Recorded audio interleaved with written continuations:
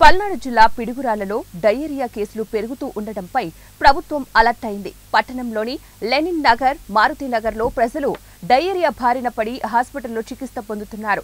దీంతో స్వయంగా రంగంలోకి దిగారు పురపాలక, పట్టణాభివృద్ధి శాఖ మంత్రి పొంగూరు నారాయణ.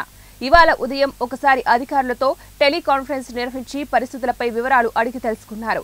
డయేరియాపై ఎప్పటికప్పుడు తనకు సమాచారం ఇవ్వాలని అధికారులకు సూచించారు.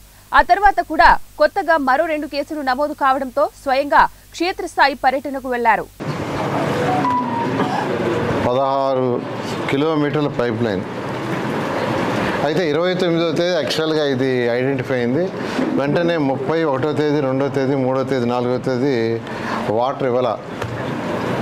అక్కడ 7 పవర్ బోర్స్ ఉన్నాయి, 36 హ్యాండ్ బోర్స్ ఉన్నాయి.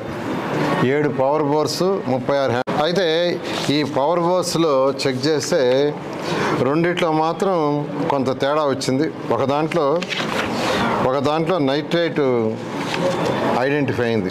ఆ బోర్ క్లోజ్ చేశారు. అన్ని బోర్లు కూడా క్లోజ్ చేశారు.